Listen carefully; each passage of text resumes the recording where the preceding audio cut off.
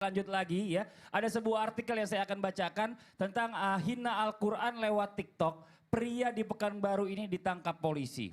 Nah ini ada aksi seorang pria menghina Al-Quran dengan kata-kata kotor melalui aplikasi TikTok viral di media sosial. Pria ini berdomisili di Pekanbaru Riau dan ini ditangkap polisi. Dan beberapa waktu juga sempat kita lihat ada beberapa wanita yang menginjak-injak Al-Quran. Ini na'udzubillah min zalik. Ustadz AR mohon izin nih, apa saja balasan kelak ya, baik itu di dunia maupun nanti di akhirat bagi orang-orang nih yang mempermalukan agamanya sendiri lewat kelakuan dan perbuatannya. Mohon izin penjelasannya. Tafadhol Ustadz AR. Izin Bang Fadli, Ustadz Maulana Ustadz Syam, bismillahirrahmanirrahim. Jadi memang tidak ada paksaan dalam beragama, tapi kalau sudah masuk, layaknya kita masuk sebuah ormas, layaknya kita masuk sebuah organisasi, kita harus komitmen. Berada di dalamnya harus tunduk pada ADART. Mengindahkan, menjaga nama baik, ya kan? Tidak mencemarkan, tidak mencoreng dan sebagainya. Itulah rasanya akal sederhana mengatakan demikian. Tapi bagaimana kalau ditanya Bang Fadli tadi, kelak kayak mana hukumannya? Di dunia dan di akhirat. Kalau di dunia tergantung ada beberapa klasifikasi. Siapa penghinanya dulu? Yang menghina agama ini jika dia dari kalangan kufar, maka harus dirinci. Kufar harbi, ya dia langsung diperangi.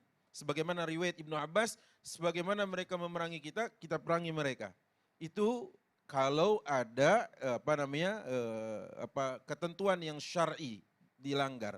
Kemudian kalau dia kafir yang zimmi, ada kafir yang musta'man, ada kafir yang mu'ahad. Mereka-mereka ini adalah orang-orang yang mau hidup rukun dengan kaum muslimin, punya perjanjian dan minta suaka dengan kaum muslimin. Hukum asalnya mereka ini harus menjaga nama baik dan mengindahkan agama Islam ini. Tapi bila mana juga terjadi apa yang disebut dengan penghinaan, penistaan, sama juga harus ditindak tegas. Bukankah ini juga pernah terjadi di masa lalu?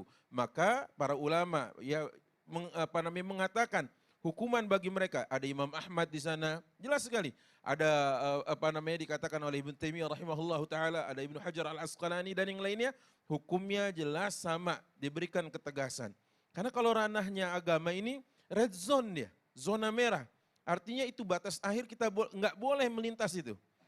Sama, ini berlaku untuk orang-orang beriman kepada agama manapun. Allah katakan wala tasubbul ladzina yad'una min dunillahi fayasubbullaha adwan bighairi ilm. Jangan kau hina, jangan kau maki, jangan kau bully sesembahan selain Allah Subhanahu wa taala, maka mereka akan membalasnya lebih membabi buta. Inilah kata para ulama dalam ilmu usul fikih dengan sebutan saddu zari'ah, yaitu mencegah terjadinya sesuatu yang lebih besar impactnya, dampaknya kepada agama kita.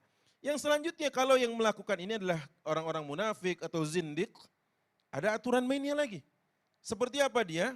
Sebagian ulama ada yang mengatakan bahwa sesungguhnya orang-orang zindik dan orang-orang munafik ini pernah ada di zaman Rasulullah SAW. Tapi nifak yang seperti apa? Nifak i'tiqadi, nifak akidah. Tapi nifak amal tidak pernah diberlakukan oleh Rasulullah SAW seperti itu. Dan yang keempat, kalau yang melakukan orang-orang muslim itu sendiri. Bagaimana kalau yang melakukan muslim? Tadi Bang Fadli bilang, kalau seandainya yang menginjak-injak Quran itu muslim, maka la yustatab. Ulama sepakat orang seperti ini tidak dimintakan taubatnya, justru dieksekusi langsung oleh pemerintah yang berwenang. Wallahu a'lam bishawab. Terima kasih banyak Ustadz Air atas penjelasannya. Mudah-mudahan nggak ada lagi kejadian-kejadian hal seperti ini ya. Amin ya robbal alamin. Nah sekarang kita mencoba membacakan pertanyaan-pertanyaan yang masuk yang ada di sosial media Islam itu Indah di segmen Tanya Dong Ustadz. Kami semua tanya dong Ustadz. Oke, kita masuk ke pertanyaan yang ada di sosial media. Ya, yang pertama ini kita coba dari nonem_8901. Assalamualaikum Ustadz Ustazah. Mau tanya, kalau orang yang mengaku sudah hijrah, memakai pakaian tertutup, pakai niqab atau cadar, tapi masih menyimpan rasa amarah, dendam, dan dengki ke saudaranya. Dan sering mengungkit-ungkit masa lalu, bahkan tidak bisa melupakan dan memaafkan kesalahan masa lalu. Apakah itu termasuk mempermalukan agama? Soalnya kalau di luar rumah terlihat baik dan kelihatan lemah lembut. Terima kasih. Wassalamualaikum warahmatullahi wabarakatuh. Ustadz Syamoni izin dijawab. Ya, menutup auratnya dapat pahala. Ya, menyimpan dendamnya, menyiksa dirinya sendiri. Karena kalau kita dendam terhadap orang lain itu bukan menyiksa orang yang kita dendami, tapi itu menyiksa diri kita sendiri. Sama dengan iri hati, dengki, itu bukan menyiksa orang yang kita iri kepadanya, tapi itu menyiksa diri kita sendiri. Namanya juga penyakit hati. Penyakit hati itu ya menyiksa dirinya sendiri. Namun ketika telah menzalimi orang lain telah merasakan efeknya, maka ini yang perlu untuk diperbaiki. Karena dia telah berbuat zalim. Kalau misalnya ada orang yang merasakan keburukannya, kan banyak seperti itu. Makanya Nabi selalu mengatakan khairukum li ahli. Sebaik-baik daripada kalian adalah yang paling baik terhadap keluarganya. Karena banyak orang baik keluar namun ternyata tidak baik di dalamnya. Maka subhanallah, sebaiknya kalau sudah mencoba untuk menutup aurat, jangan salahkan menutup auratnya, karena tetap dapat pahala daripada menutup aurat tersebut karena menjalankan perintah Allah Subhanahu wa taala. Akan tetapi jangan sampai itu menjadikan dirinya justru malah buruk terhadap insight-nya atau di dalam rumahnya. Wallahu taala alam. Terima kasih banyak Ustaz Syam atas